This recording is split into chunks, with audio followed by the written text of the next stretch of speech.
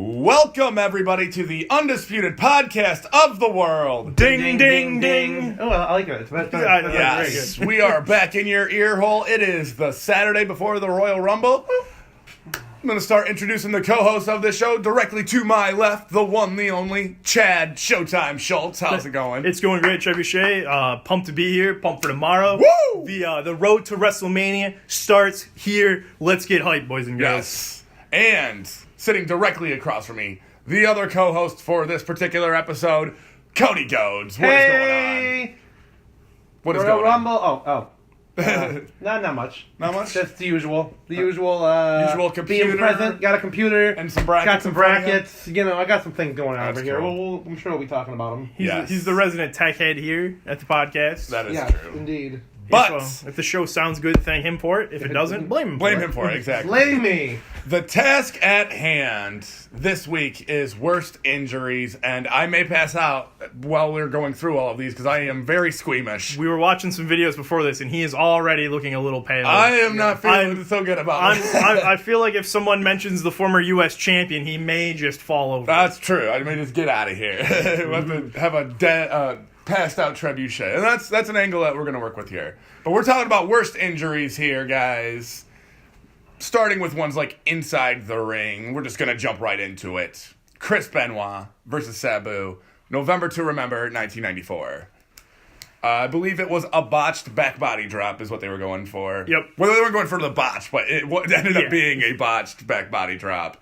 And very unique thing for ECW to do at the time was they slowed it down and showed the injury and focused on it. That did not happen before this. It did not. They said, all right, this thing happened and we're going to show you what happened. And they didn't try to write him out another way and then try to pass it off like it didn't happen. In fact, Chris Benoit got his name the Crippler that day. Mm-hmm. So it was a very important moment in wrestling history, but it was the damnedest thing. It really changed the game. ECW was known for doing that with the playing up injuries. They were one of the first. There was the big Pitbull #2 Shane Douglas thing, right? Oh yeah, he took the Pittsburgh plunge wrong and wound up in the neck brace. The halo. Yeah, and Shane Douglas was getting all kinds of heat, making Jerry's Kids jokes and. Mm-hmm. Didn't Shane actually at one point grab that? Yeah, he did. Yeah, shake him to the ground. Pitbull, Gary got in the ring when he probably shouldn't have, and Shane just took him by the halo and gave him a good shake, and he got the ring filled. People knew he was legitimately hurt, yeah. And for Shane to do that, it was just like whoa. For someone that isn't crazy relevant or today, Shane Douglas had some of the most heat in that promotion. Oh, he definitely did. Like, you can even think to him throwing down the championship. The day the line was crossed. Yeah, all that. But we're not talking about ECW, even though I'm sure we'll revisit it because we're talking about injuries here. It was Extreme Wrestling. Barbed Wire Massacre. We'll talk about that. Born to be Wired, 1997. Sabu versus Terry Funk. Classic. Yes. Was this the one where they have to be cut out of the barbed wire at the end? So it's somehow, and that's not even where the injury happened, which is the ridiculous thing about this. It's not where Sabu's injury happened, but the important thing to note about them getting cut out of the wire is the wire was wrapped around Terry Funk's throat. True. That is true. Sabu was badly hurt with that bicep injury. Yeah. But Terry Funk could have died. Literally had barbed wire across his he was being throat. Choked by barbed wire that could have easily been Terry Funk's last day. Yes, this was a very close moment to me passing out watching pro wrestling, just watching these two just massacre each other. One of my favorites is Sabu did an interview about that match, and the injury being that his bicep just gets torn wide open. Supposedly it was cut so deep that he wasn't bleeding. Really? Yeah, it was just the muscle exposed. Yeah, well I believe Fonzie was on the outside of the ring. Yeah, because he tells Fonzie, he's like, I need to tape my arm up, and he's like, Fonzie's like, I don't have anything. He's like, go get work with me, Fonzie. Go get some tape. Get some tape. I need 911. My arm is hanging off right now.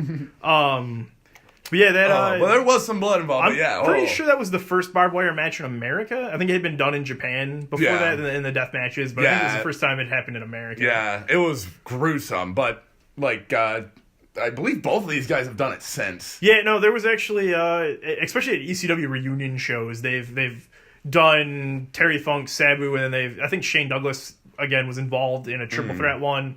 TNA recently did a barbed wire match that they couldn't put it on the air. Yeah, they had to show it on Twitch after. Yeah, I saw that. It was like LAX and LAX and Ohio versus everyone. Oh, my, gross. Yeah. They would fight in a barbed wire massacre match. Fuck Ohio, by the way. Shots fired.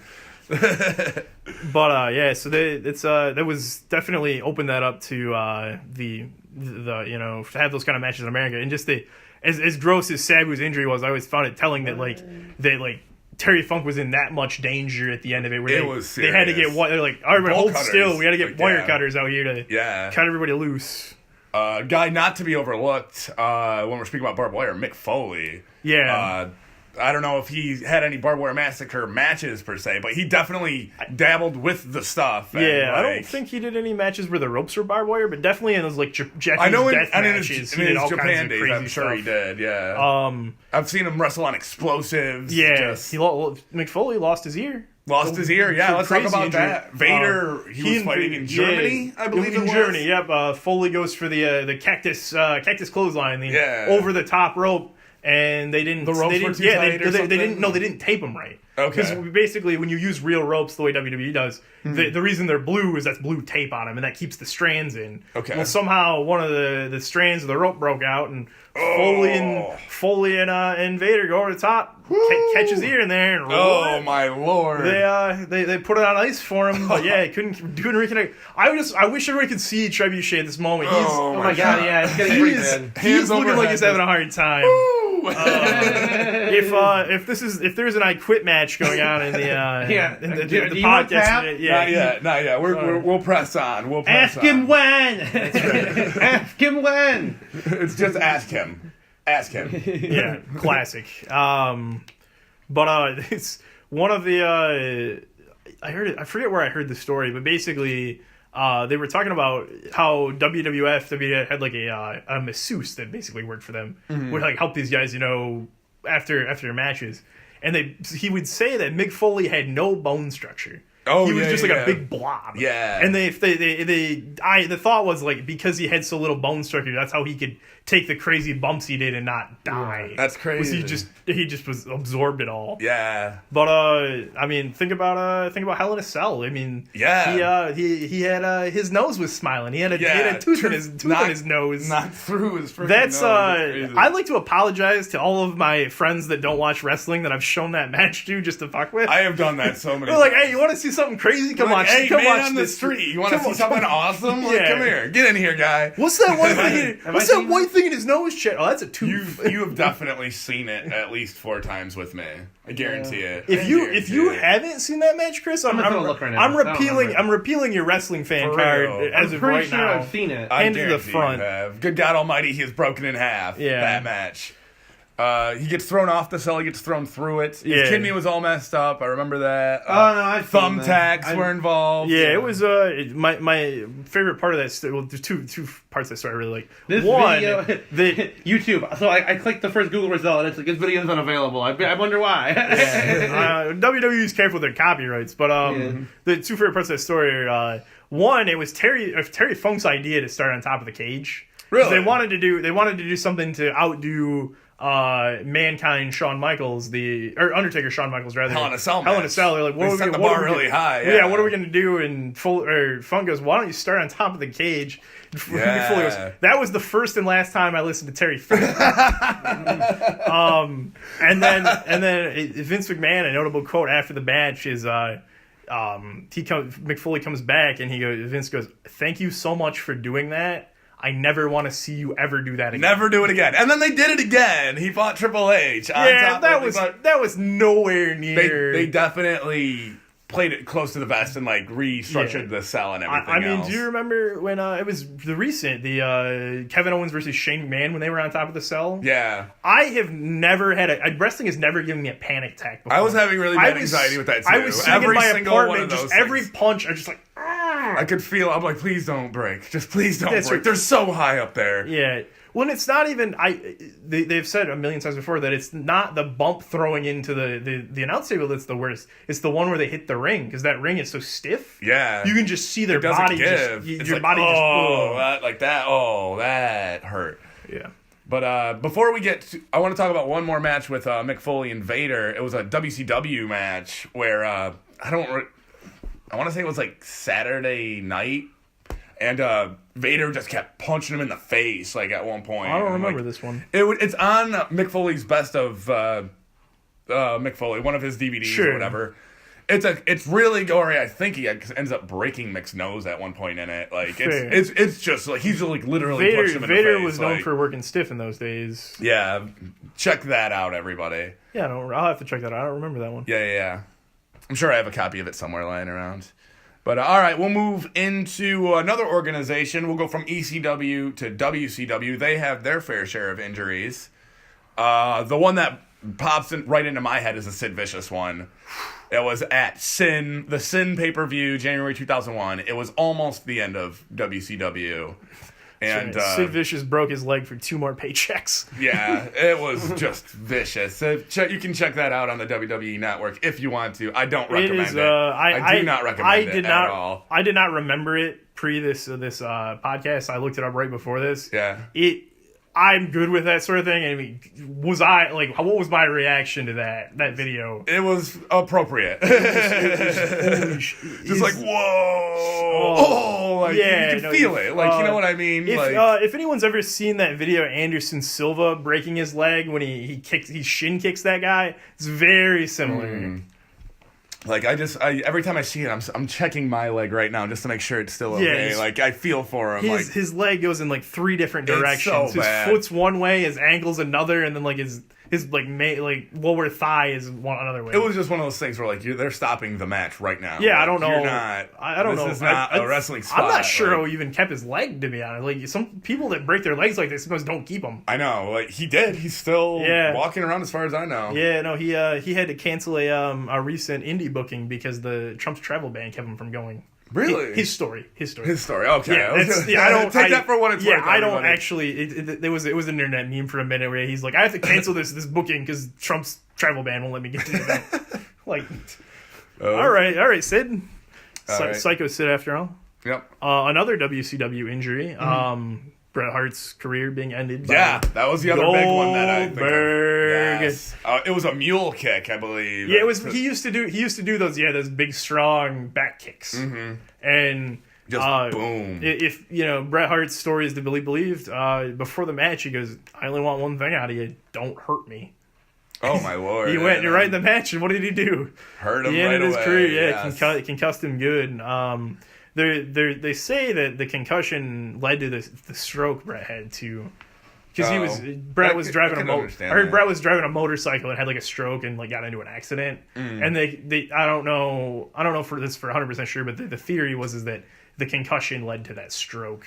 Oh, that's a theory. I'm like, it could be true, it could be not. I don't know. Yeah, I'm not a doctor by any. Sure.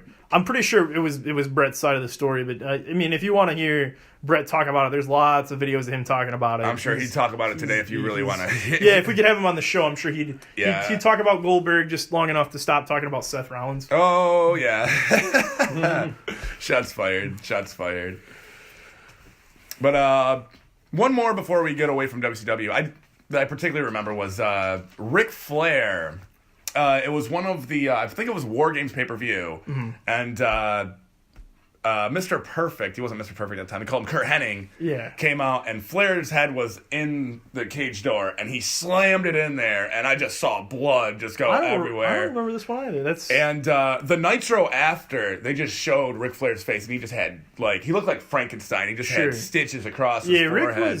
Rick, I wonder if he bled hard way on that one, or if he just bladed good, because Ric Flair was never afraid to juice. That is a tough man right there. His forehead is second only third only to probably Dusty Rhodes. And Abdullah the Butcher, who New Jax is pretty deep. Yeah, New Jax is pretty. New Jax is a good. Jerry one. Lawler's is pretty bad too. Yeah, I guess I haven't gotten a good look at his, but yeah, that's probably fair. He did. That's pretty much. If you're a '80s wrestler, your forehead's not in the best shape. Well, even if you were in the Attitude I remember ECW. my poor mom when Dusty Rhodes got inducted to the Hall of Fame. She saw him at the thing, and she's like, what did he do to his forehead? And she's like, I was like, at that point, I was there when he was inducted into the Hall of Fame. I just want to throw it out there. I was there. I was really drunk. Oh, I believe, Fox Theater, Detroit, Michigan. I believe both of those statements. I found it was the first time I peed in the Fox Theater, and it was in the basement. I was like, oh, this is crazy. At least I think it was. I was really drunk. Were you at a toilet, or was you? It was urinal. In your seat? Like I could just go down there. They won't mind. It was the Hall of Fame. I did have the urge to pee my pants a little bit, but I took it where it needed to go. Shout out to everybody that watches the Hall of Fame every year and cries slowly to themselves. I do. It's very touching. Every year, I cry. WrestleMania week is an emotional thing around these parts. That's all I'm saying. I've already said it, but again, it's coming up. Get hyped. The road to WrestleMania begins tomorrow. Yes. So WWE injuries. Yeah, you were saying something about Dusty Rhodes before I cut you off. Sorry about that. My mom had just commented that Dusty Rhodes' forehead was all scarred up, and I guess as a wrestling fan, I just always kind of overlooked that stuff because it didn't. I noticed it, but I saw them in the ring. Yeah, it was just something you noticed. Being like, oh, that just comes with the business. But my mom, who didn't watch anything in the business, was just like, what did that poor man do to his forehead? Right. Yes. I'm like, well, tearing yourself up through the Mid-South territory will do that to you. Man. All right. That's it for WCW for now. Let's jump into one more. I don't know what organization this happened in, but the Rey Mysterio thing. I want to say AAA. Was it? It was probably AAA. I'm pretty sure it's AAA. Okay. Go ahead and lay this story on us here, Cody Ghodes. Okay. So there was this match with it appears to be maybe a tag team match because there's 4 people in the ring. Might be a fatal 4-way. I don't know. AAA wrestler El Hijo del Perro Agallo. Probably pronouncing that horribly. That is the whitest way to say it. Can I get that wrestler name with extra mayonnaise? Oh man, the saltine crackers are just coming out here. You can't see. I don't want to see it. I do not want to see it. I'm going to turn it put it this way. Yeah, point it at Showtime, and then you just tell me when I come up. It's not that bad. It's not that bad, really. Like I'm sure a lot of stuff you were watching earlier was worse. He dies. Well, he dies. Yeah, it's pretty bad. It's not any more gruesome than any 619 you've ever seen before. Although this is a little morbid, looking at his face. Oh, we got suicide in there. Oh man. Yeah, no, he. Oh wow. He's okay. To narrate this, he's sitting up on the second rope. Suicide kind of like gives him a nudge, and he just falls onto the first rope. He's clearly not conscious, maybe even dead at this point. Yeah. That's Trebuchet. Did not need to see that. Have a drink of water, buddy. We're gonna be okay. Yeah, we'll get through this together, Trebuchet. It's all right. But Rey Mysterio. That man died in the ring that night. And then they tried to do a manslaughter charge, like you were saying. Yeah, they tried to charge him with some stuff, but I don't. Before the show, it's very hard to get charged with anything inside. Especially in America, I don't even know how the laws about that work in Mexico. Probably even harder because lucha libre. It's huge over there. Is such a big deal. I mean, there are laws regarding the wrestling industry in that country. He was not dead yet, like in the clip at all. He hadn't. He actually was reported to be in stable condition. Good. He was just unconscious? He was just unconscious, and then he died like at 1 a.m. later that night. Okay. I imagine he had like a brain hemorrhage or something from that kick. Whiplash. Was it? Does it say? They got him in a back brace before he died. Yeah. Does it say that it was because Mysterio's knee brace caught him? I had heard that, and I didn't know whether it was true or not. Say that on here. Sure. Probably. Well, because Rey Mysterio's knee brace, if you remember when he broke Cody Rhodes' nose that way. Yeah. He hit him with a 619 and busted Cody Rhodes' nose. I believe Ray wears 2 of them, one on each knee now. Sure, that makes sense. Because he's hard times. Yes, absolutely. But hard times is when they give you a watch and tell you that a machine has stole your job. That's hard times, baby. Oh, love me some Dusty Rhodes. Dusty Rhodes, rest in peace. Yeah, a lot of people absolutely. are saying, like in the comments, that the 619 itself wasn't even the issue. It was something that happened like right before, right That's after. very, very The possible. 619 is not really that vicious of a move. No, I would imagine you could take stiffer kicks in wrestling than a 619. Yeah. But yeah, so it was. I mean, I guess it worked out okay for Ray. Like he didn't get in legal trouble, but I'm sure he carries that with him everywhere. I know. I don't envy that. Rey Mysterio has a lot burden. of stuff to carry. He's got the Eddie thing. It's like, Yeah. just, you know, it's not always. It's all peas and crackers, whatever. Peas and I don't know crackers. what the Okay, phrase- apparently we're going with peas and crackers, everybody. Oh my god. What did you guys get into before I got here today? That was all him. What was in that sub you ate, Chris? Don't. I just been quiet for a really long time, so I can say all peas and crackers. Bringing the thunder today. The Royal Rumble's tomorrow. Don't hold anything back. I'm getting ready to be woken Matt Hardy, so that's probably why I'm saying weird shit. Okay, That moving on makes from sense. peas and crackers, everybody. We're gonna WWE injuries. Yes, let's go. Let's go with the most recent one, Dean Ambrose. I'm sorry, everybody. That was on Monday Night Raw recently. I'm pretty sure it happened when Seth Rollins did a dive. Because why? Because why wouldn't it? Yeah, ask Bret Hart. He'll Yeah. tell you. He'll tell you exactly whose fault it was. And that I believe it was separated shoulder. Yeah. Well, then they did a thing backstage where it looked like Joe hurt him. Yeah, so that's... Well, I guess it's not even the most recent one because Joe's hurt now too. Yeah, so it's actually funny. There's like an internet thing rolling around where like this Royal Rumble is cursed. Like this year's Royal Rumble. Yeah, go ahead, lay it on me. We had Jason Jordan is banged up. That's why he's been having minimal physical contact recently. Was he even on Raw 25? Yeah, he was. Okay. Was he? I don't think I saw Kurt. I didn't see. I don't. Did Roman was there. I don't know if him and Seth were even there. I mean, so here's the thing. If he was, it's kind of telling to how the storyline's going that we don't remember him being there. Exactly. So he's been doing very minimal stuff. I think the hope is that he's going to be ready to go by the Rumble. Mm-hmm. But he's just he's a little banged up. Yep. Dean hurt. Yeah. This whole Shield reunion thing has been a giant bust between Yes. Roman getting sick and then Dean getting hurt. Having to sub Jason Jordan in, you guys know what I feel about Jason Jordan, right? He's wait for it, nerd, yeah, laid it on him. But and then Joe announced himself to be in the Rumble and was like starting something with John Cena. Mm-hmm. Joe got hurt that night. Yeah. And then the women's Royal Rumble, Paige. Yep. Done for good. Yeah, done. Very tragic. So like there's just been a lot of like injuries flying around, and so it will be interesting because people have been pushing for a while for like off seasons or giving these guys more breaks. Yeah. And if this keeps happening, I think they're going to gain some traction in that. It's the WWE may become like seasonal. Be like, this season touch these wrestlers. This season touch these wrestlers. Even if I don't even know. even if it's not so like forward. Yeah. But like for them to be like, all right, so Roman, you've been on the circuit 9 months. Take 2 months, like we're gonna give you a break, or like even just go do diplomatic stuff. Yeah, or promote the WWE. Even give you a break from house shows. You're gonna do Raw and you're gonna do pay-per-views. Like that's fair. Or you can even make the pay-per-view schedule. You have most of the Raw pay-per-views in one part of the year, most of the SmackDown pay-per-views the other part of the year, and then ramp it up. Sure. So you have the full staff there for a few months, and then when the other brand isn't really, you got kind of more B players involved more, but it would still work. I don't think it would be like a bunch of a ratings drop from that. I don't know. Yeah. I do think, but I think something will come of this, like guys getting worn out the way they are. Yeah. It's hurting their ability to book. But for the third time, WWE injuries. Yes. Before we move off of Dean Ambrose, he had some battles before he was in the WWE. He did. He's like legendary, like death match. This is CZW. I know you knew what it was. Jesus.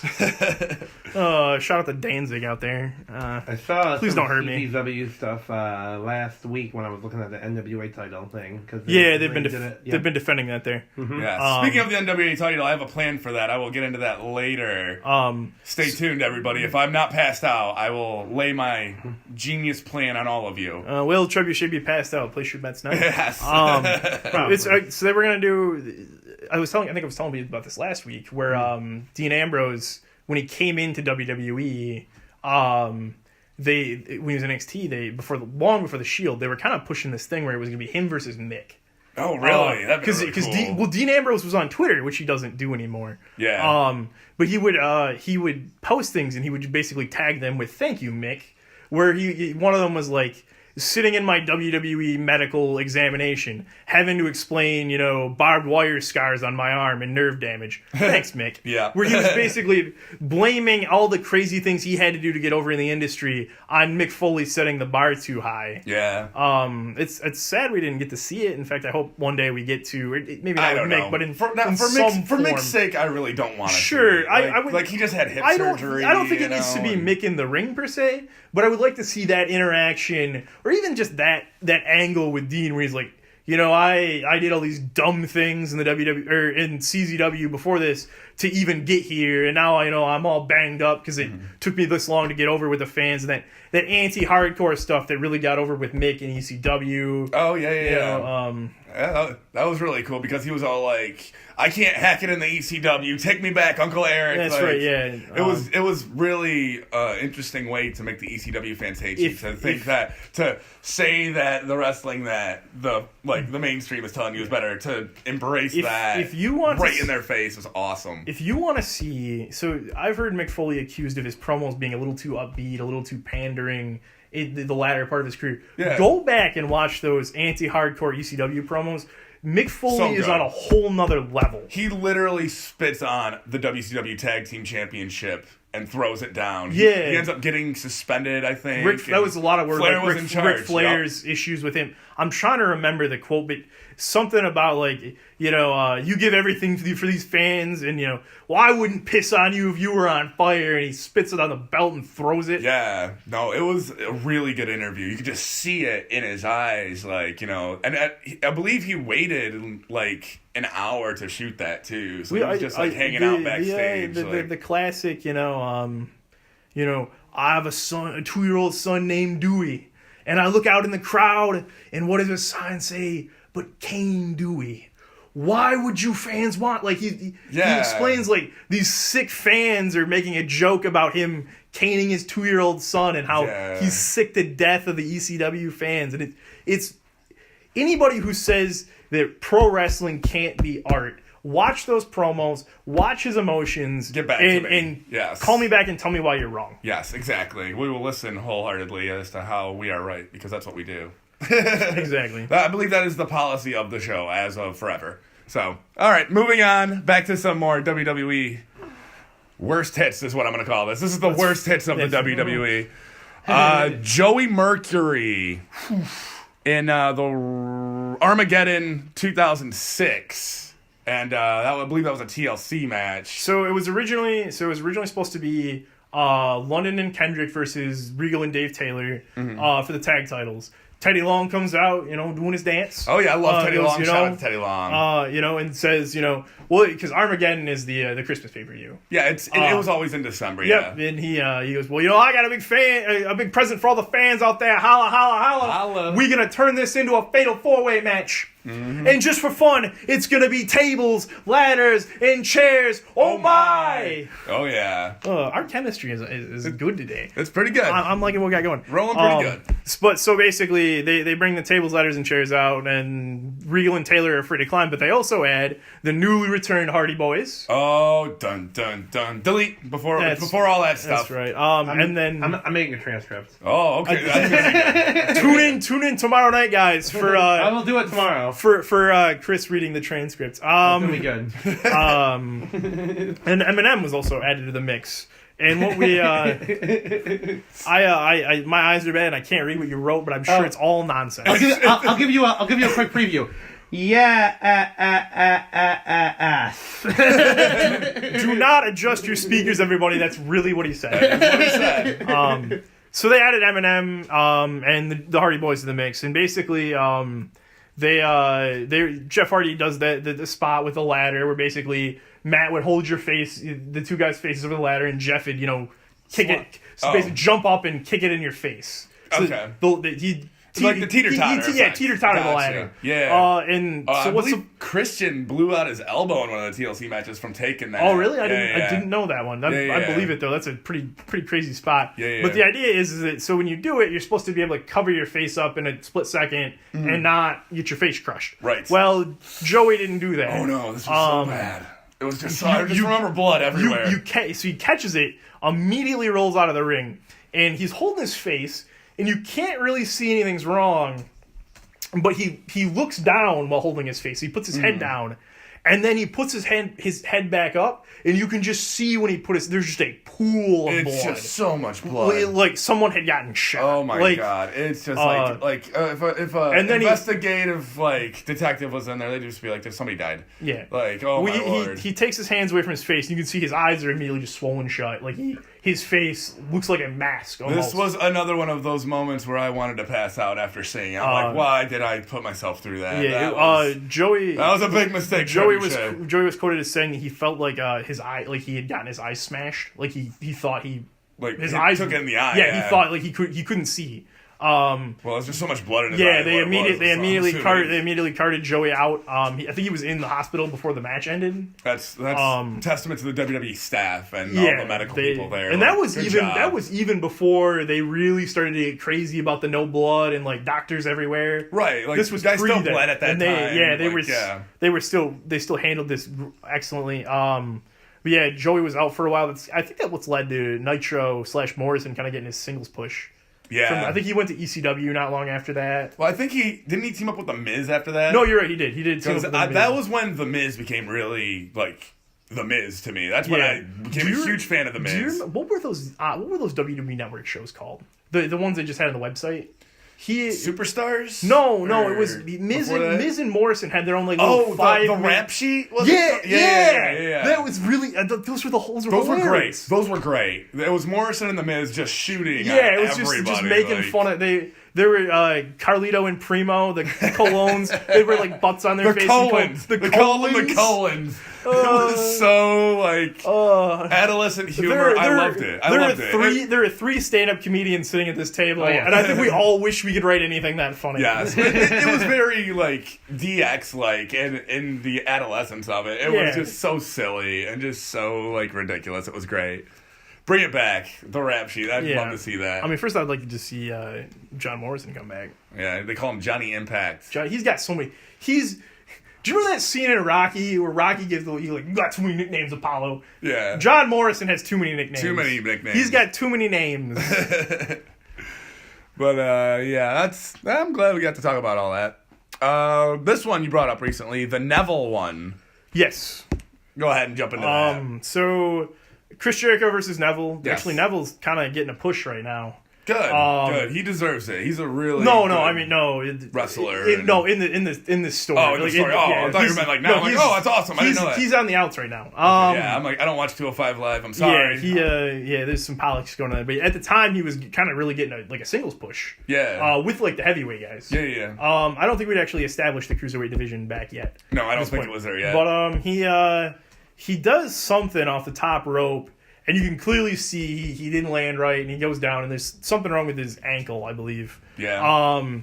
Chris Jericho, one of them tries to roll the other one up or something, and end the match, and the ref doesn't count the 3. Yeah. He counts the 2 and then says that they kicked out when they didn't. Sorry to spoil the business for everybody. Please, Jim Cornette, please don't holler at me for exposing the business. We're sorry. We mean nothing but respect. I love you, Jim. Yes. But they basically, so they kick out. Chris Jericho clearly knows Neville's hurt, and the ref didn't count the pin. And Chris Jericho just grabs the ref. Yeah. And I think at some point goes like he's hurt or something, but it's not super audible. But what is audible is when Jericho grabs the ref goes, "Don't you fucking touch me," and then disqualifies Jericho for touching the official. Yeah, because Jericho's like, well, if he's not going to count the pin, I got to end this match now, so right. I gotta touch the referee. I gotta do something that'll end the match, and you don't want to injure the guy further. So you can't do anything else to him. There was some heat for a minute, but I think they worked it out quickly backstage. They're like, "Oh, I didn't see what was going on." Yeah, in the heat of the moment, all was forgiven. Like, definitely a heat of the moment situation. I don't think there was any long lasting heat or any heat that even escaped the night. Right. But it was one of those, really like spur of the moment, someone's hurt and we got to quick do something. Right. Well, I can see it from the official's point of view too. Like you're just trying to ref a match and then all of a sudden if you don't really aggressive, you're like, what the? If you don't see that, that the guy's hurt, you just think he's selling it really good. Yeah, you don't exactly know. And then, although it is kind of iffy that Jericho and Neville knew what the ref didn't know. Like that's not ideal. Yeah, that's not a normal thing that's going on there. Yeah. But another injury that kind of like involves Chris Jericho was Randy Orton versus Brock Lesnar semi recently. Really? Yeah. I believe it was. Was it the pay-per-view match? Yeah, it was the pay-per-view match where basically it was like never before Lesnar versus Randy Orton. And Orton just like he gets it bad. Lesnar tries to commit legal manslaughter in this match. It's ridiculous, dude. Like, because before that he like slaughtered Cena, I believe. He put the hurt on Cena pretty good, but in this match, at one point Lesnar smiles at the camera and takes off his gloves. Yeah. And from there, basically just sits on top of Randy Orton and just pops him in the skull about 6 times. Yeah. And you can see this isn't a cut. This is like a gash in his skull, and Randy Orton is just bleeding everywhere. And the match wasn't even good. No, it wasn't. It wasn't a good match. And my opinion on Lesnar is that he can put on a good match if you're willing to do all the things that need to be done for a good match. Randy Orton can put on a good match if you do all the things Randy needs to have a good match. But putting them together is kind of because I think they both need to be. They both can have great matches, but they both need a little bit of carrying to get through that match. A little bit, and neither of them are going to do the carrying. That's at least that's my take on it. That's a good way to put that. But the issue became they stopped that match. WWE's been greatly anti-blood for a while, so to see this happen, I know, is just crazy. Randy Orton concussed easily. No question. Easily. Oh my god. I mean, if this was a UFC fight, they'd have stopped the fight. Mm-hmm. Like this was Randy Orton wasn't covering up. He was just getting his head beat in. Mm-hmm. Supposedly Brock Lesnar goes backstage and Chris Jericho, being kind of a locker room leader, gets right up in Lesnar's face. What the hell was that? You're not. This is the unwritten. You're supposed to take care of each other. Yeah, the unwritten rules. You're supposed to take care of each other. You were not only not taking care of it, you were trying to hurt him. Yeah, that's not what we're going apparently, for. they almost came to blows, which Lesnar wasn't too concerned about, as a former UFC heavyweight champion wouldn't be. Yeah.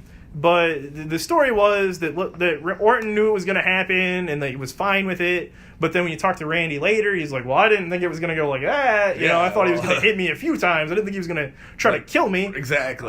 So there was some heat there. But yeah, Orton was off for at least a month after that. Yeah, that was brutal. That was really rough. While we're on the subject of Lesnar, you can't talk about injuries without talking about WrestleMania 19, Brock Lesnar versus Kurt Angle. The good old falling star press. Yeah, is that what we're calling it now? Oh my god. That's what I'm calling it. Yeah, splat goes Brock Lesnar on the ring because Angle was down and Lesnar's up on the top rope, gonna do a shooting star press, which is unprecedented for a guy that size. Well, I've heard that he used to do it actually quite a bit in OVW. That's what I heard too. I never watched OVW. He was good at flying around. He was tag partners with Shelton Benjamin in OVW. Okay. And they were both technically sound, but they flew around a lot. I think Benjamin probably did more of the flying. That makes sense. But it was always a spectacle to see this big side of beef named Brock Lesnar jumping around to do that. But yeah, he goes to that shooting star press and just botches it. I thought he was dead the first time I saw it. Oh my god, it was very similar to the Sabu one in ECW where he just landed on his head. And he ran at a terrible angle, and you can just kind of see him flop down. Yeah. Angle was saying that he was pissed when it happened because Angle had a neck injury at the time. He was working. They were very concerned about Angle getting hurt in this match. I do remember that. They were basically saying that Angle's going to lose this match and he's going to go have. I don't know if he had surgery or he was just going to rest. He had a couple neck injuries where various things happened. But basically, it was going to be Lesnar's last match for a minute. Angle's last match for a minute. And Lesnar takes that bump and hurts himself, surprisingly not doing any real damage. But at the moment, it looked like he was done. And Angle said, I was pissed. I thought I was going to have to win that match that night and have to defend the title another time, and I can't. I'm hurt. Yeah, well, there's a really cool special on WrestleMania 19 in the WrestleMania 20 box set. Okay. I believe it's called The Mania of WrestleMania, and they show after the match Brock just officials around him. He's so unconscious. He's just like, get away from me, like, because he didn't know where he was. Yeah, like, no, and that's the thing is those guys when they get concussed like that or have those problems. He's a bear. To try to keep Brock Lesnar down. They get all kinds of They'll get all kinds of crazy emotions. There was it's not pro wrestling related, but it was Daniel Cormier versus John Jones recently. John won the fight, and there's a shot of Cormier after the fight, and he's bawling his eyes out. Really? Like he's crying like someone just died. Really? And there are two schools of thought there. One, he was really upset, or two, having a concussion can cause you to like respond to emotions really strangely. Yeah. It's not uncommon to see a guy who's concussed freak out and start attacking people. Yep. Or like be just so emotional they can't stop crying. Exactly. It's very similar to people being blackout drunk. I'm told it's almost exactly the same. It's because like I work at a ur and I've seen it. And I'm just like, Jesus Christ! Like, where the fuck did that come from? Sorry about Thursday night, by the way. It's cool, Chad. We can still be friends. Yeah, most people drink till they can't see straight. I just can't see straight. So like, what's the harm? Oh man. I don't want to know what happened on Thursday night now. Oh, you were there. Yeah, you were. You also were that drunk. Yeah. Sure, yeah. Oh, yeah. That whole week I lost. No, kidding. Kayfabe, Chris. Kayfabe. Come on. But, moving on from that, another one that's Lesnar related is the Bob Holly one. SmackDown 2002, I believe it's... Instant karma, I like to call it. Yeah, go ahead. Holly decides that Lesnar hasn't paid his dues or is being a jerk or whatever. Which is common for Bob Holly. Yeah, like, Bob if Holly. you've watched Tough Enough, you've seen Bob Holly be a dick to people. Bob Holly, not the nicest guy in the world. Actually, it's funny. I hear outside of the industry, he actually is really nice. Really? I hear he's like a pretty approachable but guy. I'm sure if he's training you... I hear outside of the context of like working for him or working with him in wrestling, he's a great guy, but in the ring, he's like a prick. Fair. Interesting thought. That's understandable. If the stories I've read are to be believed. Okay. But basically, Bob goes, "Oh, you're this big tough guy, huh? You're slamming everybody. What's gonna happen when you try to powerbomb me and I don't let you?" Well, I'll tell you what's going to happen when he tries to powerbomb you and you don't let you. He's going to drop you on your head. Yes, that's exactly what's going to happen. Bob Holly got his neck broken. Bob Holly would like to say that Brock Lesnar broke his neck. In my opinion, Bob Holly broke Bob Holly's neck. That's a fair assessment. Bob Holly screwed Bob Holly. Oh, man. That's a true Vince McMahon shoot right there. I love it. Old Brett screwed Brett reference. But speaking of really bad injuries, Darren Drozdov, we got to talk about him. Nothing funny about that one. No, that's not funny at all. His character was funny. Like, his gimmick was he used to throw up on demand. Even if you watch Beyond the Mat, which was just gonna mention he's gonna puke. Because that was gonna be his name. His name was gonna be Puke. Yeah, I think it was for a minute. Was it? I don't remember him being Puke. I remember Droz. I remember Droz because he was with the Headbangers. Yeah, Puke was like his nickname. He was like Droz, but he was in the WW Attitude, which was a N64 game and a PS1 game. You loved it. Dreamcast game too. Yeah. Was it make it up? Sure. Yeah, the graphics were better. That's what I had. Good old Sega Dreamcast. Loved it. May it rest in peace. Yeah. He was in that game. That game was kind of tragic because it was the only game he was ever in, and then that game also had Owen Hart in it, which we'll get to in a second. Yeah. He was actually dedicated to Owen Hart. Yeah. He was. He had died before it had finished completion. But yeah, he basically. So it was D'Lo Brown and Droz. Yep. I want to say it was a power bomb. I thought it was a pile driver. No, I want to say. I don't know. I just. I want to say it was a power bomb that he slipped. Okay. No, Stone Cold's was a pile driver. Oh, so the way Stone Cold broke his neck. Oh, was a yeah, pile we driver. got to talk about that. I didn't even write that down. I forget who did that. Owen Hart did Was it Owen? It was Owen Hart. Sure. Yeah, basically, it's from the story is D'Lo Brown tries to powerbomb Droz, and supposedly Droz was wearing really loose-fitting clothes. Which was the style at the time. It was the late 90s. Yeah, especially if he was with Headbangers. Yeah. I mean, that's what they were doing. Oh, yeah, they definitely were doing that stuff. But supposedly the loose-fitting clothes made it really hard to get a good grip on him. He may have been wearing a kilt at the time. So to try and powerbomb a guy and get a kilt, you know what I mean? I could see how that could fuck that up. He slips and is a quadriplegic almost immediately. Like he doesn't. Yeah. Based on what I read on the internet, he is now slowly getting feeling back in his upper body. Yeah, he's doing better. He's making progress. Do you know if he still works for WWE? I'm not sure. I thought he was writing for them. I was fairly certain they gave him lifetime employment and was just trying to they were finding things for him to do. Yeah. Back in the mid 2000s, they had him like writing articles on WWE. Yeah, I definitely. And I'd like to think that they gave him lifetime employment. I do too. It seems like the classy thing to do. I just haven't seen him do anything in a while. It's not to say that they aren't cutting him. I don't know. Don't quote me on this. I thought he was at one of the Hall of Fame ceremonies recently or something like that. Like, I didn't. I didn't see him. Don't see that doesn't mean it didn't happen. But but it's also not where maybe even if he's not doing anything, it's not unlike the WWE. We're gonna cut you a check for a few $1,000 a month just cause.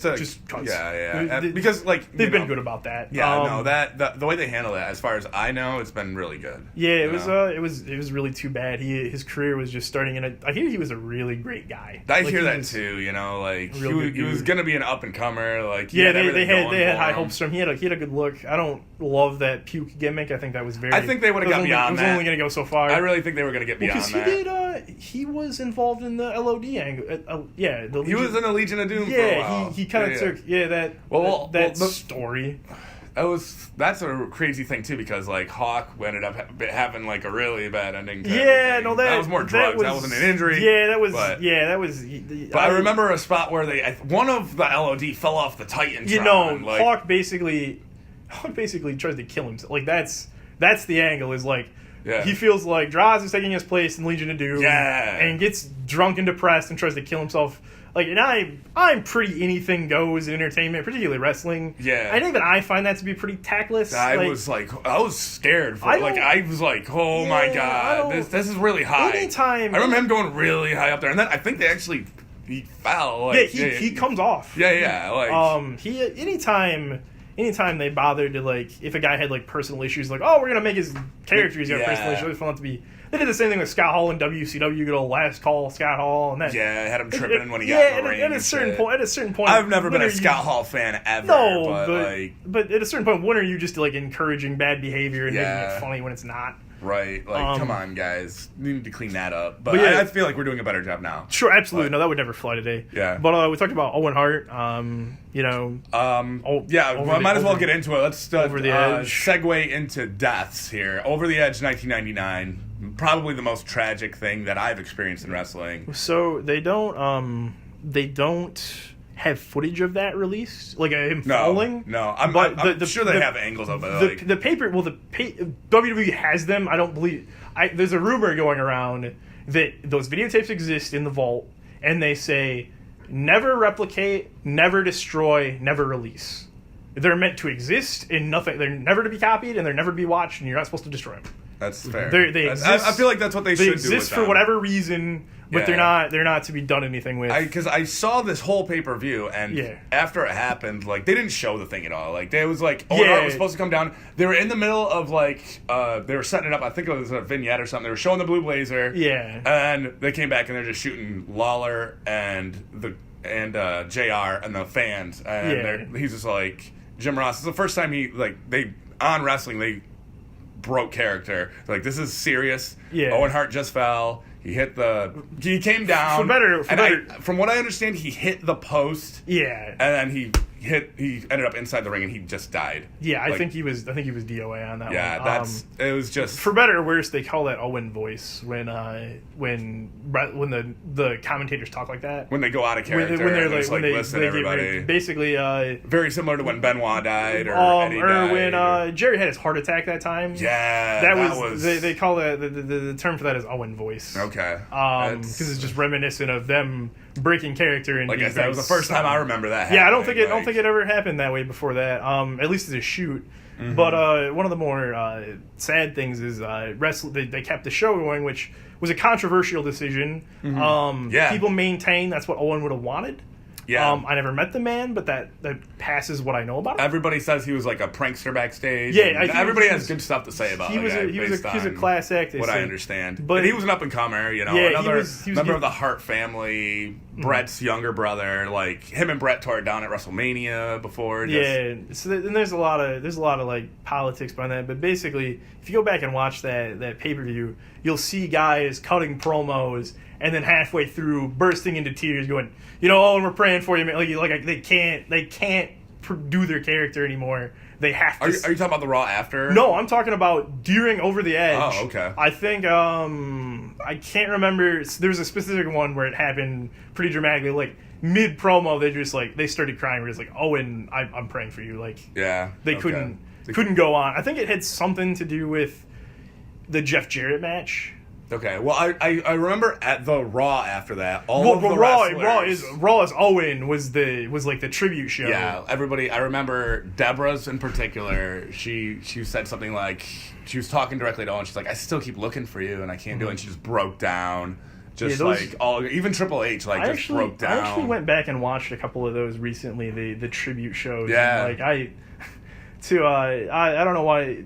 Women sometimes, like to watch like chick flicks that'll make you cry a little bit. Yeah. When I want to do that, I watch wrestler tribute videos. But I watched the Eddie Guerrero one and the Benoit one. Oh yeah. The one that gets me the worst is I guess we're kind of moving on, but when Eddie Guerrero died, that was the first time wrestling ever made me cry. Yeah. It was just so surreal because he was there 1 week on SmackDown and he was gone on Monday. I remember I wasn't super involved in the internet at the time, but I would sometimes just troll wrestling bros just looking for stuff to read. Yeah. And everybody had Eddie Guerrero, tribute things, but I didn't know he died. I wondered. Oh no! I hadn't read that he died. I just was like, this was before Twitter or anything. So I kept seeing these basically just people who had artwork of Eddie Guerrero. They weren't words. Yeah. They're like Eddie Guerrero, and they were just cool. And I was like, why is everybody doing this? Yeah. And I knew Eddie Guerrero was getting a push at the time. Yeah. And I was like, oh, maybe people are just kind of getting behind him, and Eddie Guerrero's real great. And then Monday opens up, and in loving memory of Eddie Guerrero, and Hurt by Johnny Cash starts, and I just, oh no. He died. Yeah. And I just... I'm talking about my mom. Hi, Mom. Hey, Chad's mom. She's a great lady. I love her. She comes out and she's like, Chad, why are you crying? I'm like, Eddie Guerrero died. And she's like... She didn't know who that was, but obviously she, was being supportive. But it was just like... I didn't realize how much wrestlers meant to me. Oh, yeah. No. Until that... I'm getting a little teary-eyed right now just talking. I didn't know how important these people were to me that I'd never met until one of them died. It's exactly like that. People feel this way about celebrities. I do that for pro wrestlers. It's very similar to when who was it recently? There's some actor died, and I'm so people are like, oh, you never met him. I'm like, I understand. Yeah, no, there's a connection. They give you something even though you've never met them. I make it a point when I meet wrestlers. Even if I don't you usually don't have anything from the sign, but I like to shake their hand and I like to say, "Hey, thank you for doing what you do." I love just talking to those guys. Yeah, you're putting your body on the line, and I'm sure you get a lot from it. But at a certain point, you're sacrificing your health and life for something I enjoy, and I want you to know I appreciate that. I appreciate them. So 3 claps for everybody doing their thing. Yes, absolutely. But the tribute that really got me at the Eddie Guerrero one was the Chris Benoit one, where Chris Benoit just. That's so surreal too. Chris Benoit was probably the toughest guy you ever saw. He was one of the guys I've actually shook his hand. Got him. I have a DVD signed by him. But he seemed like a cool guy. But he in that video he breaks down and he openly weeps. He's as sad and hurt as you've ever seen a person, and he's talking about how Eddie, saved his life and how he's sad for, and he has to stop talking because he's crying too hard. Yeah, which is already just the saddest thing you've ever seen, especially because it's so out of character for the person he presented as just this tough, cold, SOB that no feelings. That just did whatever. Yeah, and then when you look at it through the lens of a year later, it's especially haunting to see him that up and to hear what he says about. When I needed help, I went to Eddie, and Eddie helped me through these hard times. And and Eddie's gone. And what happens? Jeez. And that the Chris Benoit tribute is super unsettling to watch. I don't even recommend it at a certain point because there's a lot of negative emotion there. Admittedly, it's before a lot of the information came out. Sure, I'm not on WWE for doing it. No, nobody should be, as far as I'm concerned. But to go back and see it is different. Very haunting. Very haunting. Especially Vince McMahon's promo in the ring, in that empty arena, because they sent everybody home that day. Well, I'm curious. Didn't he die like on Raw? Isn't that when the limo exploded? Yeah, the limo had exploded. And then he was on ECW a few weeks back. So then Raw starts. Yeah. It's a cold open. Yeah. Empty arena. They sent everybody home. And Vince is standing in the ring by himself, and he starts with something to the effect of, "Tonight was supposed to be a continuation of the demise of my character, Vince, Mr. McMahon." Yeah. When in reality, Chris Benoit and his wife and his son are dead. Yes. He just lays it out like that, and you can see Vince McMahon has been crying. He looks like a ghost. Yeah. He can't believe it. And he's got to deliver the news. And then the next night on ECW, presenting some things happened we didn't know about, and we're no longer going to mention this. Yeah.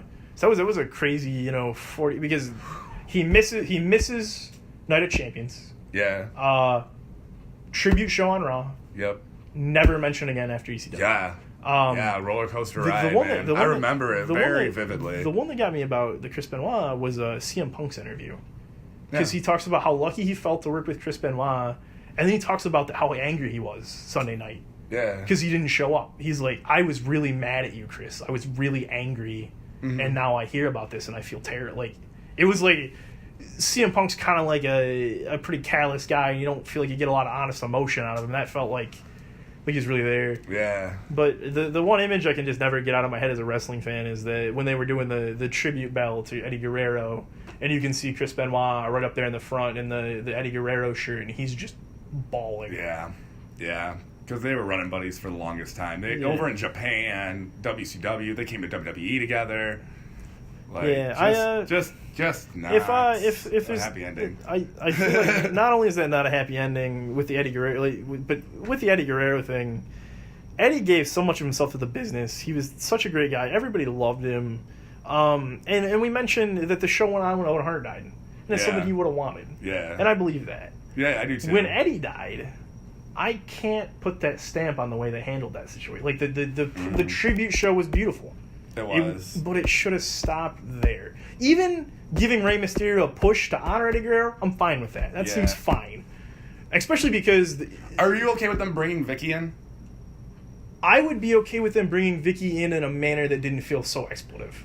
It was very... It was hard to watch. It was very prostituted, is the way I want to put it. No, the death was they hoarded out to Chavo, Vicky, and Ray. That's the way I felt about it. I'm like, it's terrible, but do we have to bring it up every SmackDown? It was. So they did that, and then they had Chavo and Vicky turning on Ray, and then Chavo and Vicky turning on Chris, which is extra cringy now that when in retrospect. Yeah.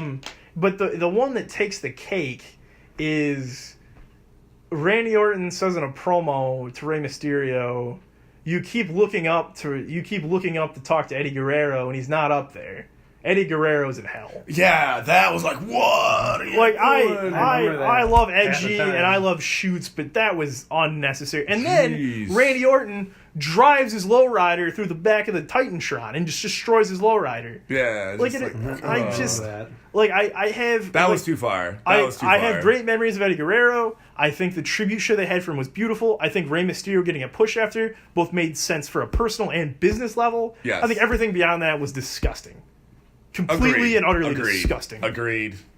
Put the Trebuchet stamp of approval on that right there. Bam. Showtime has spoken. Yes. All right. One more death, and then we'll talk into much happier things, everybody. Wrestling death. We got to talk about Bruiser Brody. Very, very... I don't know about big this. Wrestler. I believe he was 80s and 90s coming up. Yeah, he was big down south. I think he was also pretty big in Mexico. Yeah, put on great matches. He was the hardcore. He was the hardcore before hardcore was really a thing. Yup. And He didn't die in the ring, though. Yeah, That's he died. Like, he died in the showers. It was a bad business deal, from what I understand. The Colognes had who was Carlito's dad? I can't think of his name right now. Oh, dope. It was just Carlos Colon, I think. Carlos Colon, I think. Yeah, he basically he and Bruiser had some kind of falling out, and I can't remember the name of the guy that killed him, but he got off. Like this was one of the big. There's a big thing in Mexico with wrestling, especially if you're foreign. Yeah. That you never want to go to jail or wrestling related in Mexico because it's fucking serious business. You can't count on that legal system to not fuck you. Yeah. And basically, this guy got off scot-free because I'm pretty sure Carlos Colon paid off the cops. Yeah. Like that's the story. Pretty much, Bruiser Brody got stabbed backstage and just bled out. It was a really stabbed dead in the shower. Like, not cool.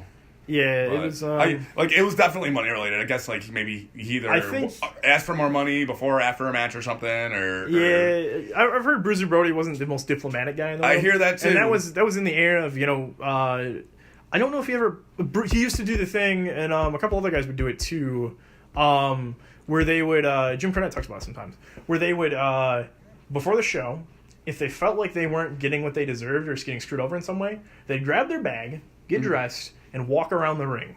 They'd walk out in front of the fans, walk around the ring, walk back out, and go, you can pay me what I want or I can leave. They know I'm here, and if I'm not on the show, they're going to be pissed. Oh my God. What are you going to do? Oh my God.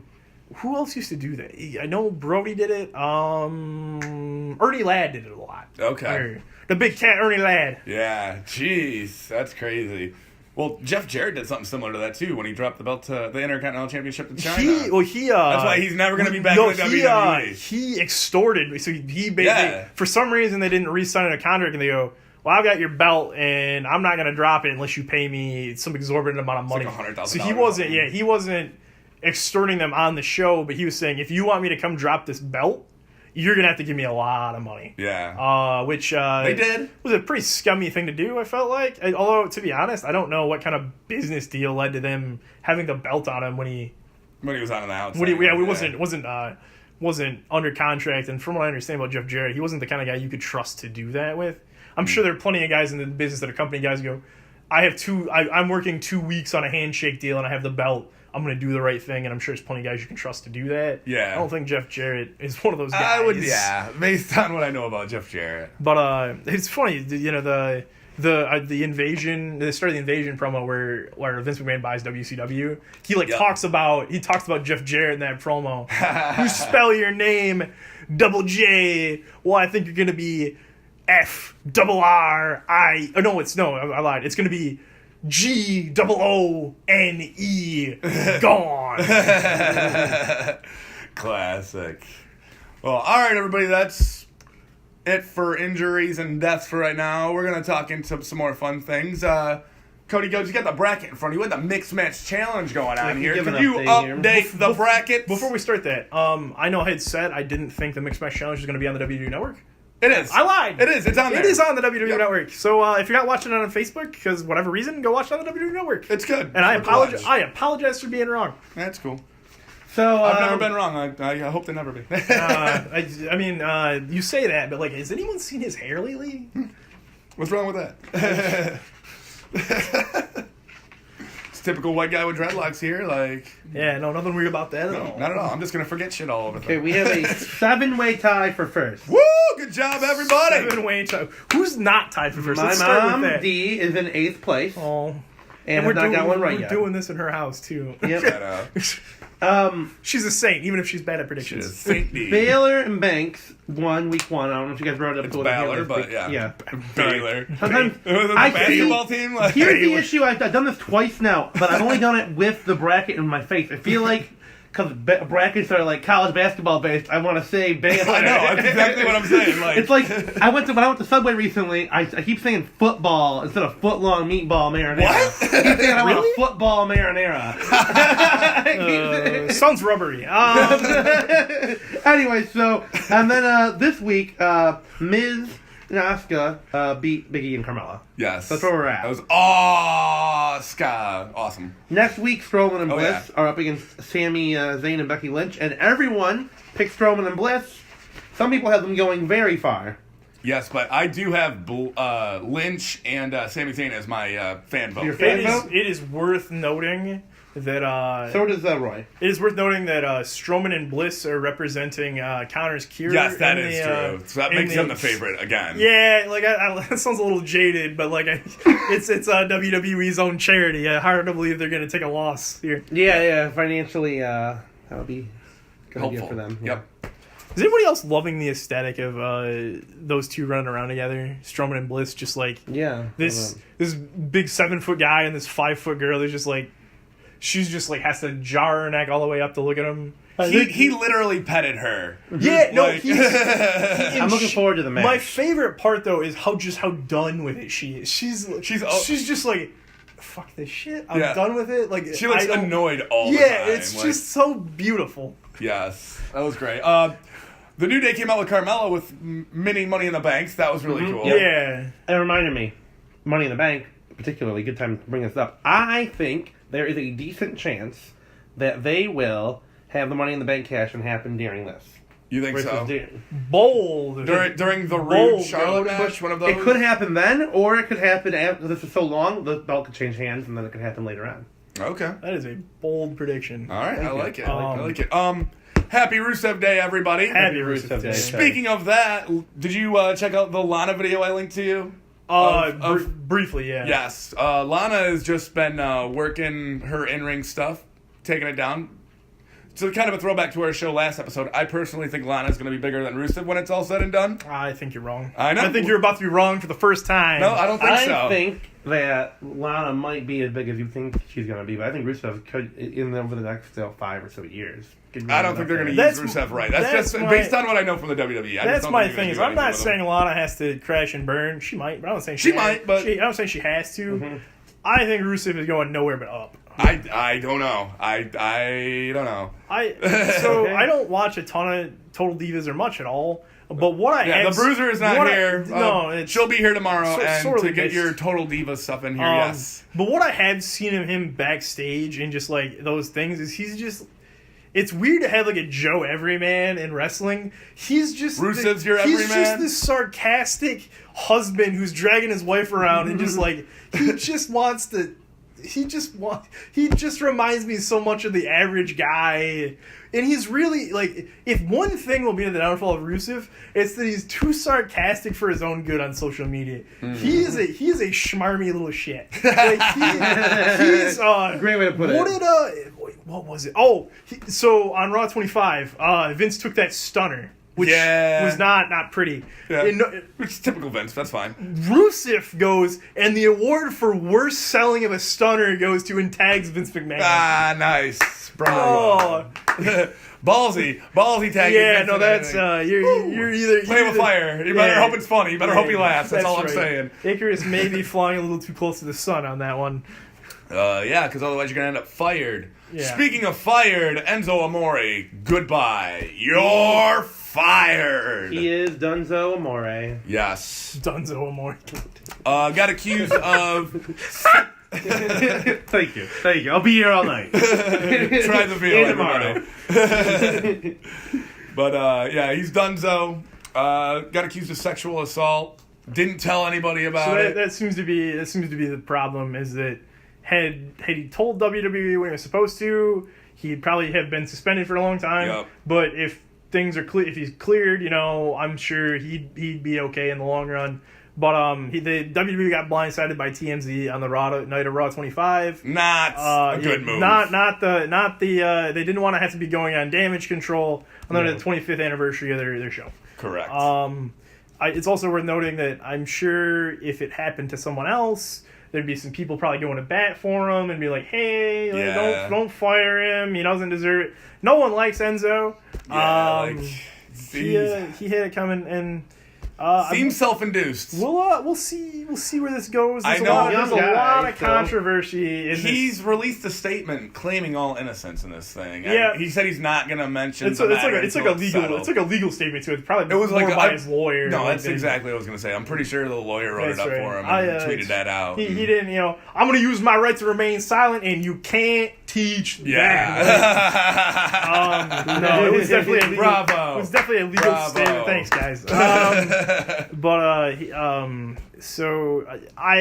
This is a really like shady situation, and like there's a lot of rumors going around, and like you were telling me earlier, like I like the girl posted something, and so supposedly I don't know much about it. Supposedly she's got like videos on YouTube about how like fake pregnancies and stuff, and like I'm not here to call anybody a liar, and I'm not going to. It does seem like she may have a hard time like defending herself because I have a policy of believing all victims. Exactly, believe all victims. She's not going to be she may have a hard time getting people to believe her, but I definitely want to see where this ends up, and I'm not sad to see Enzo go. No. It sounds like he's just kind of a shitty guy in general. Like needed to clean his act up, and he just never did. Just didn't do it. Too many 3 strikes and he's out. Essentially. Yeah. Interesting enough, Rich Swann recently got cleared of all charges. I think yesterday. Did he? Okay. Really? So we'll see how fast he comes back. Yeah.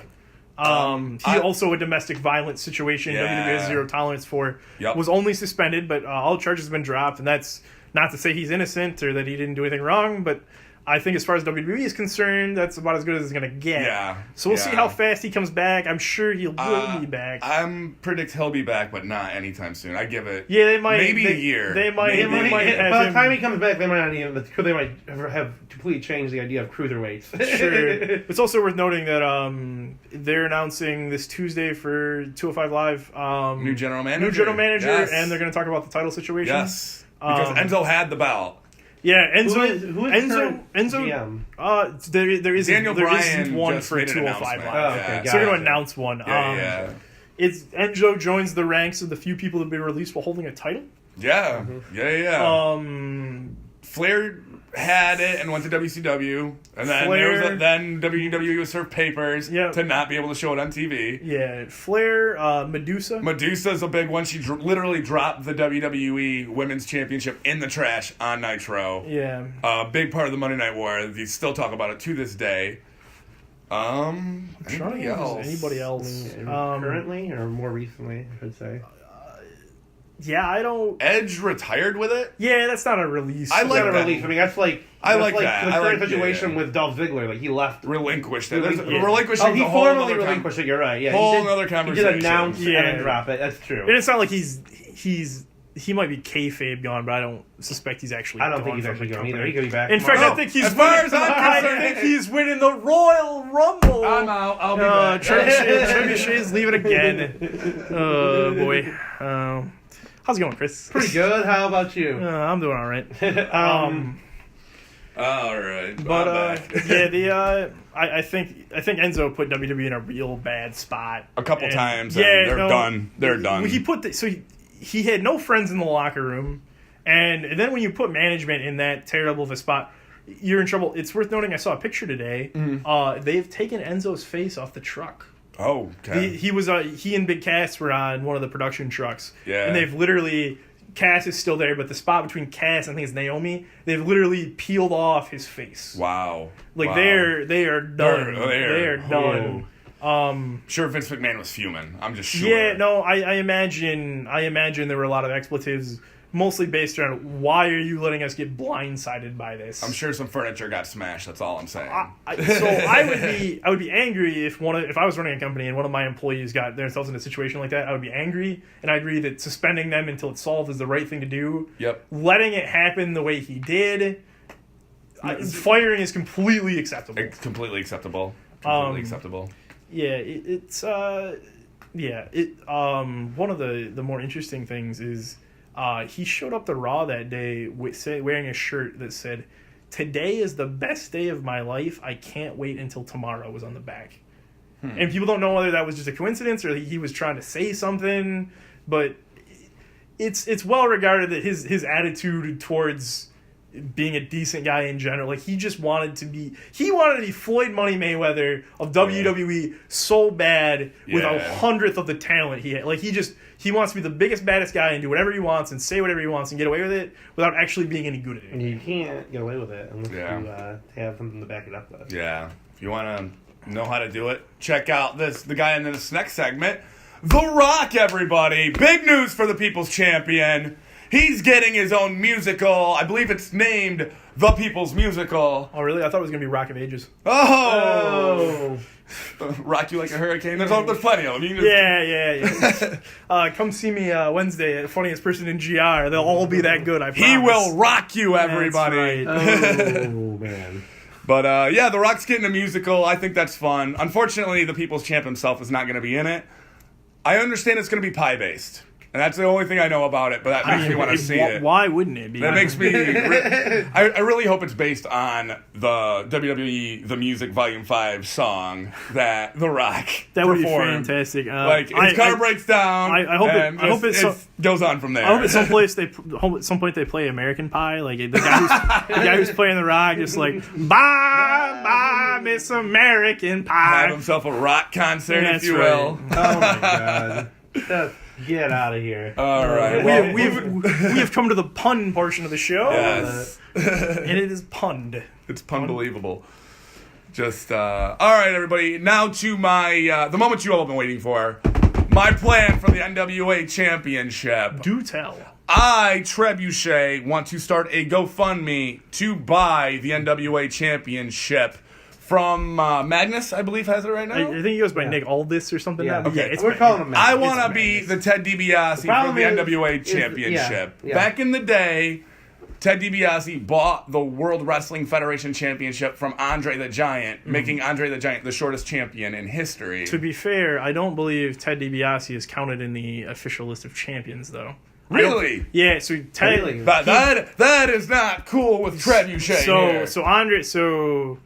Because didn't he defend it against Hogan at one point? No, Andre beats Hogan for the title. Right. Immediately grabs the belt and goes, I'm selling this belt to the $1 Million Man, ha ha ha. And your new champion. Ted gets the belt, and then Monsoon walks out, takes the belt from Ted. Like, no, this isn't happening. Well, I am going to do that, and hopefully correct me if I'm wrong, but I do not believe Ted DiBiase is counted as having a run with a world title. I also believe Andre Giant has the world's shortest reign. Yep, that is what I think his reign's like at 2 minutes or something. Yep. I don't think that's going to be beaten unless Magnus takes me up on my offer and sells that bad boy to me, because I will give it a nice home. Less than 2 minutes? Yeah, I'm willing to defend it.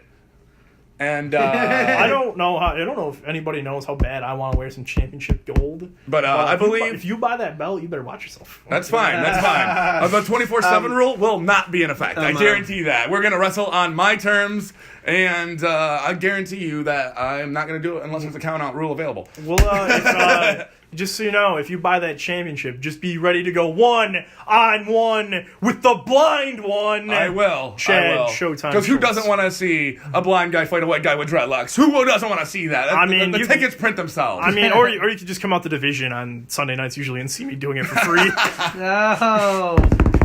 Bam. Wouldn't it be when you want to? I know, like. When you want to buy it from Billy Corgan, if he owns it, or are you just trying to buy off a champion? I'm willing to bribe the right person. Okay. So Billy Corgan, get back to me. Let me know who I have to buy this thing from, because I think that for Impact Wrestling's sake, you could use the money. I'm just saying. Is he part owner of Impact still? Do we know? No, I don't think he. No, he does not own any of Impact. Okay, well, never mind. But Anthem Sports owns the majority. Yeah. I think Dixie Carter still has a small amount. Yeah, there's he has 5%. I think they're British. Whoever runs the show in Britain, I think owns like a small part. That makes sense. Yeah, Billy is out of Impact. I think he used that money to buy the NWA. Okay. Yeah. Which.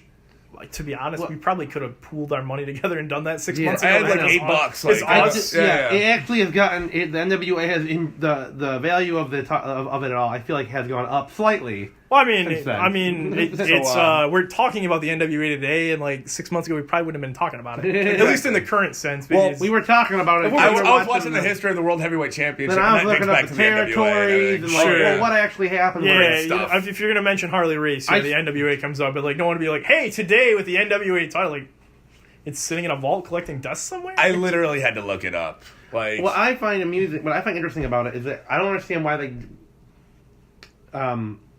when it was merged with the WCW title for so long, right?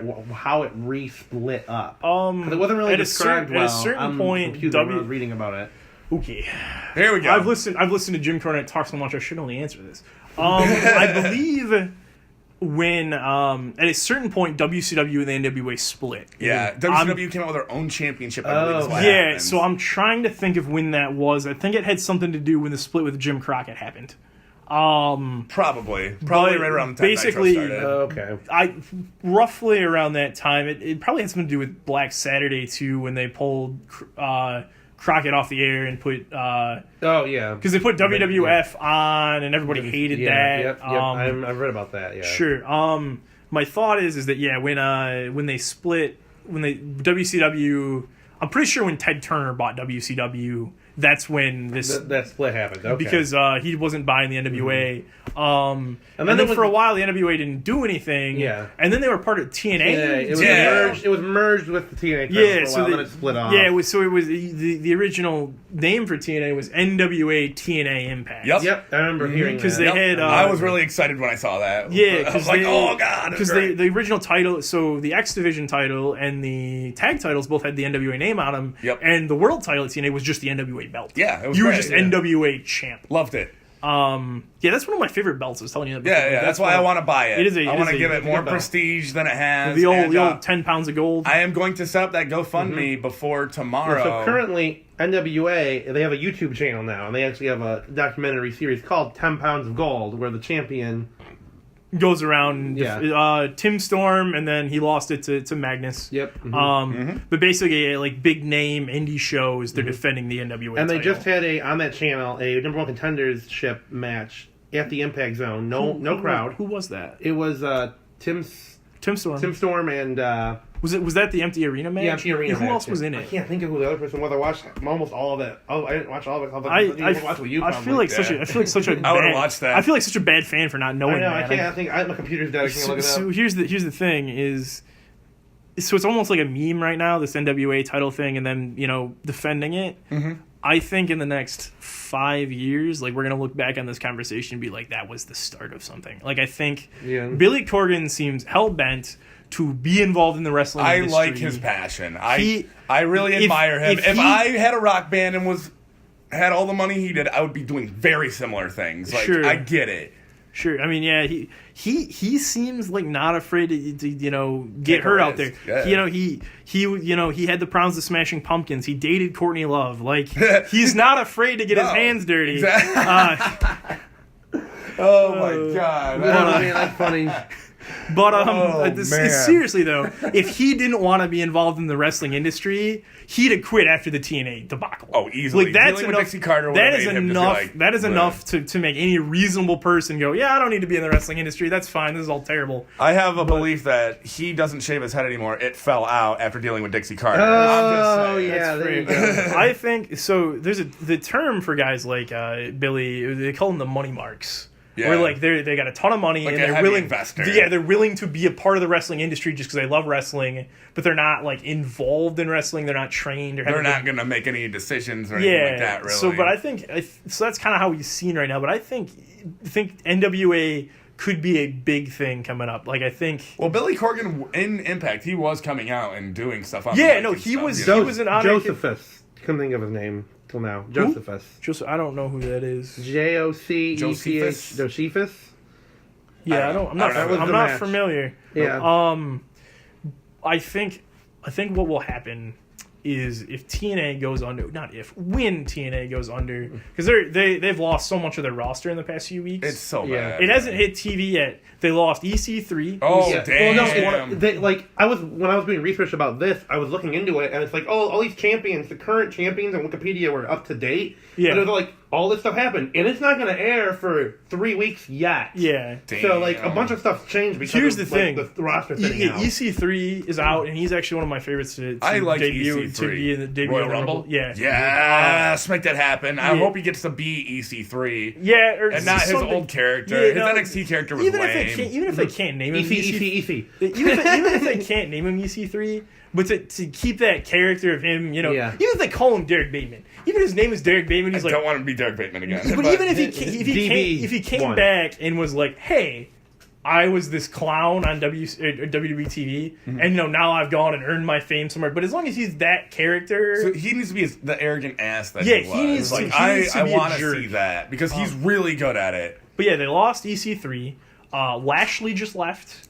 That's a big name. Lashley just left. A couple of the women have left, although their names escape me. Their women's division is such a revolving door. Like, it's hard to really bad. Even keep track. It used to be really stable, now it's really bad. Yeah. So I just feel like Cowboy James Storm is going to end up having all the gold in that freaking organization. No, James Storm is out too. He's out for a while. James Storm left a minute ago. Did he? Okay. Yeah, in fact, I don't know if he's going to be in the Rumble, but I'm predicting a beer money feud. Oh! Yes! Beer! Money! You almost spilled every liquid you have on this table by I don't computer. I don't care. I also sometimes spill liquid when beer money's mentioned, but that neither here nor there. It's a gross thing I just said. Ew. Way to make it weirder. Yeah. But all right, guys, one more thing before we wrap this whole thing up. Vince McMahon was on all kinds of network TV this week, releasing. He's bringing back the new XFL. It's coming back. Extreme Football League. It's in your face. Like, it's not coming out till 2020. Yeah. And you can go online and give him ideas on what you want it to be. I want Grand Rapids, Michigan to have a team. That's what I want. Not gonna happen. That would be we don't have a stadium. Well, build one. Just for XFL? Why not? It worked so well last time. He hate me. We could. No, an arena is different from a stadium. The arena's Stadium too is a small. bigger area. Yeah, it's like Grand Valley and Michigan State have stadiums. Cody yeah. Ghodes is talking to his mom in the other room right now. Oh, yeah. Hey, dude. Hey, Cody Ghodes' mom. D. Ambrose. Thank you for letting us use your house to do this. Yes, we really appreciate it. You were very nice. 3 claps for D, everybody. 1, 2, 3. There you go. You're too nice to a bunch of wrestling fans who sit in here making fools of themselves. Absolutely. So it's interesting, and this is gonna border on political, but here we go. There's a lot of tension in the NFL right now with the country. Dear Leader has said a lot of things, called a lot of names in the NFL, and a lot of. I can't confirm whether the ratings drop in the NFL is related to players kneeling and the political correct. I can't confirm whether it is or it is not. I don't know. Because the game itself is evolving too. Exactly. There's different reasons. So that's the thing is the game is different than it was even 3 years ago, and a lot of people were negative about that. Yeah. And I feel like it's already going down, and then now we can just blame it on a black guy we don't like. Like, I think that's just what's being used. Yeah. Well, Keith Olbermann tweeted out recently that he hasn't watched the game in like 3 or 4 years, and he's all like, "There's so many stoppages, like with timeouts, NFL replays, injuries." It is hard to watch, and it is, for better or worse, it's not as hard hitting as it was. A lot of people are like, let them play man ball, and I understand why they're not doing it. I understand, but those people are like, they're not satisfied with the current product. So I feel like there's going to be this thing where the XFL is going to try to be pandering to a couple of different crowds. We're like, we want it to be. So Vince has already said he wants to be family friendly. Yes. He says not like before. Exactly. It was definitely not that before with the cheerleaders and everything else. He also said that it was in an interesting statement. They go, "Hey, could Colin Kaepernick play in the XFL?" And he goes, "Sure, why not? But no one with any criminal records." Vince McMahon has gone on record saying that no one with a criminal record can play in the XFL. Okay. Now I don't know if that's going to hold up or not, because it seems like it's going to fall flat on its face. That is his current position. He also, when asked about standing for the anthem, he says, standing for the anthem is a time-honored tradition, and everyone will follow the rules as written. So he didn't say it was going to be a rule, but he said everything. He's saying, but not saying it. Yeah. So Vince McMahon, who's friends with Donald Trump, and I don't know what. Linda McMahon is in the cabinet. The cabinet, I forget. Small business secretary. WWE is what you think of when you think small businesses. Yeah, that's exactly what I think. That was the joke was saying, yeah. But it's. I think Vince probably sees that there's an opening of football fans that are displeased with the NFL product. Yeah, from a business perspective, it makes sense. He can fill those voids. Now, well, in the when he released it, one of his big points was that there's like 7 months with no football. Yeah, and that he wants to get that. And damned if he does or damned if he doesn't. Vince McMahon wants to own a football league. I mean, there's only one major sport in the summer. It makes sense. You just start it in May, have it end in. To have the playoffs during preseason in the NFL, I mean, it could work out really good. Seems like a reasonable approach. So Vince McMahon's always had these things he's wanted to do other than wrestling. Yep. He's wanted football. Yep. He's wanted bodybuilding. He's wanted whatever they called that, the bodybuilders thing. Mr. Universe or something? I don't know. No. Vince owned a bodybuilding championship for half a second somewhere in the late 90s. I believe that based on his muscle and fitness stuff. I can't remember the name of it, but it was a giant flop. Yeah. He's wanted to make movies, and studios. Despite how that's going, he's still funding it. Yep. So I don't think this. I personally feel like it's a questionable business decision, but Vince is going to do it because it's what Vince wants to do. He can, It's crazy to think that, like, how old is Vince now? He's got to be pushing 80. Pushing 80. I don't know. He looks pretty... He's in his 70s. Pretty old on Raw 25. He's compared he's to the clips from, like, 5 years before. He didn't age for so long, and he's suddenly rapidly aging. It's usually what happens. You have a few plateaus. Shane's doing the same thing. But for so long, Shane looked like he was 26 for 35 years. Now he's gone gray. And now he looks... He's not... He doesn't look old, but he looks much older than he did. He looks like he aged. Apparently... I just googled Vince McMahon to look at his age. And I'll before I bring this up, I'll let you know the age. The age is, if I can sift through, 72 only. 72. Only 72. Yeah. Only. He has been accused of sexually assaulting someone in a tanning booth as of today. Okay, that's actually that. Really? That accusation's old. No. That accusation's old? It happened. What's happening? Yeah, it happened like 2009. Yeah, it happened about 12 years ago.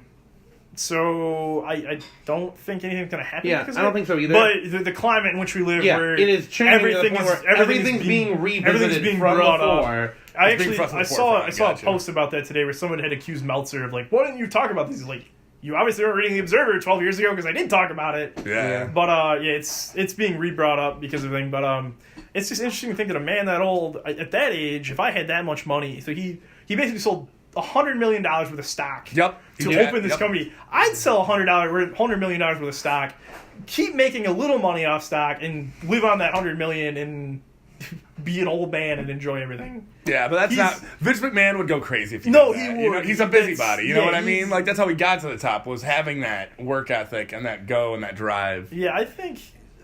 So we talked about Hall of Fame last week. It's very hard for him to let go. We talked about Hall of Fame last week, yes. and we didn't mention inducting Vince. And I heard someone say, it might have been Meltzer or someone else, that so Vince McMahon obviously he's going in. He's going in. He has to. I assume it's going to be posthumous. Yes, that's the thing. Is they're saying that Vince McMahon will posthumously. They're saying that Vince McMahon will McMahon will probably refuse to go in until after he dies. He's like, the year I die, you can put me in. Not until I don't want to be. Yeah, he doesn't want to be cried over and everything. Yeah, no, it doesn't seem like his thing. But Vince McMahon could go in just based on his commentating from the 80s. Yeah, I mean... he was so involved with it, and then just first ballot Hall of Famer, just easy. I mean, it's his company. Yeah. He inducted his father's limo driver. That's awesome. Good old James Dudley. It's actually one of the sweeter stories in wrestling. That's pretty cool, Vince Sr. goes, what can I ever do for you, James? He goes, when this company has a Hall of Fame, please put me in it. That's and wonderful. they went the first time they had Hall of Fame. James Dudley went in the Hall of Fame. 3 claps for that. 3 claps for James Dudley. Yes, loved it. Well, all right, guys. I believe that brings us all the way to final thoughts.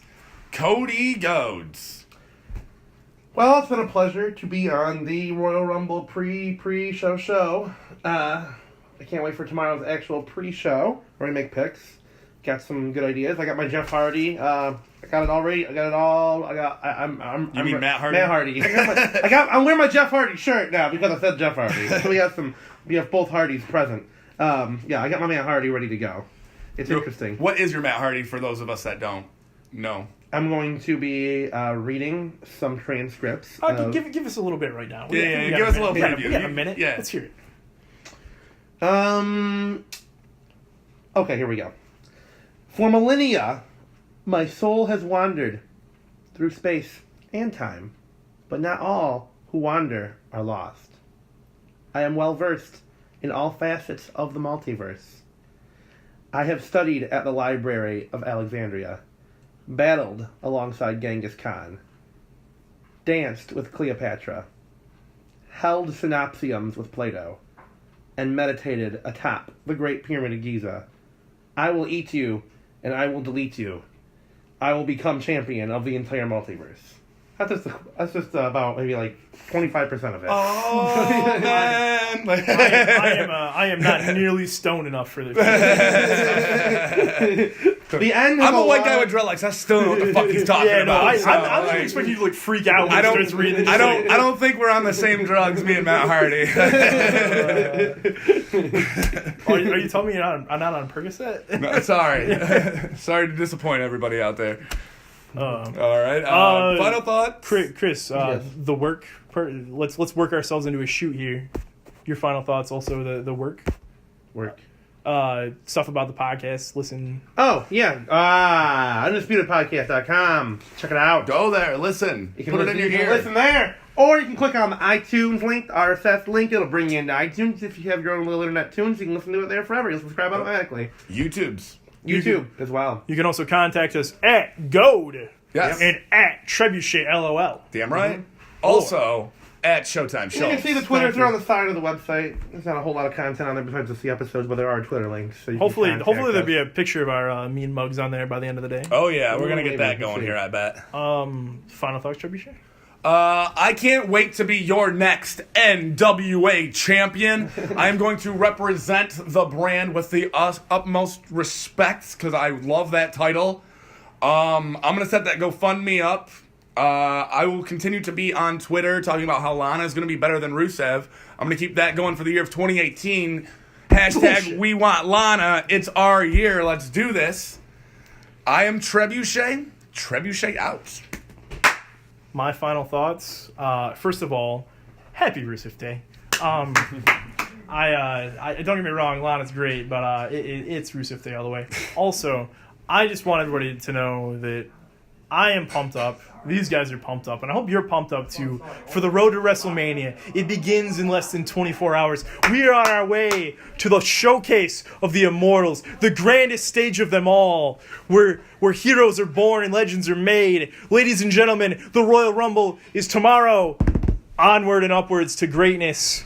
Ladies and gentlemen, Showtime has spoken. Have a good night. Woo!